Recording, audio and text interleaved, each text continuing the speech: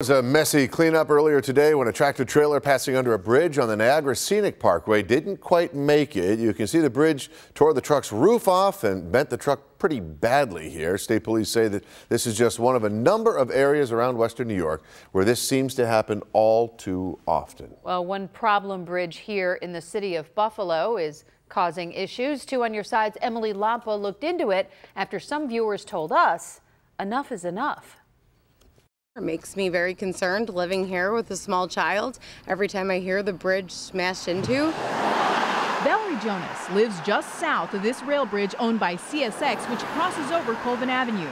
It's well over a century old, but it's not the rust that's worrying neighbors. It's this: trucks and other large vehicles hitting the undercarriage of that bridge and in some cases getting stuck. These pictures are from a crash early Sunday morning. 2 on Your Side took a look at the bridge Monday morning and found that there were still pieces of what appears to be that truck stuck to the bridge. We measured it, and at its highest point, the bridge is 12 feet above the roadway. But the way it curves down at the sides is why the signs warn that the height is actually closer to 9 feet. What we're seeing specifically at Colvin and Linden is some driver inexperience where many times it's folks who have rented vans or large moving trucks. And they're not necessarily aware of what their maximum clearance is. The Deputy Commissioner of Public Works tells 2 on Your Side CSX is notified anytime the bridge is hit, and they're responsible for inspecting it.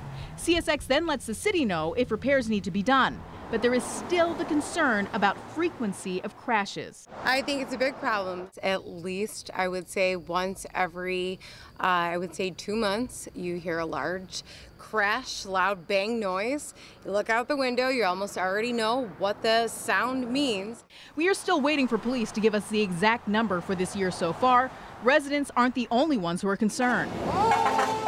This firehouse just feet away from the bridge at the corner of Colvin and Linden. How often would you say trucks or vehicles hit this bridge?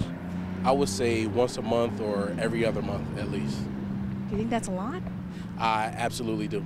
The signs warning about the height are about 200 feet before you get to the bridge. There's one on Linden going south and one on Crescent on the northbound side. But if you pass that yellow warning sign, there is nowhere to turn after that point. There isn't that much space to pull over. It's a 1 lane going under the bridge, and then there's a 1 lane on the other side. What can they do at that point?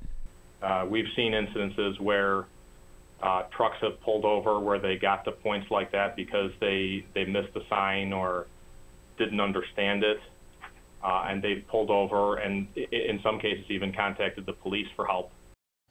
Now, we asked the Deputy Commissioner if they're considering posting warning signs even earlier, farther away from the bridge, so drivers have a better chance of seeing them.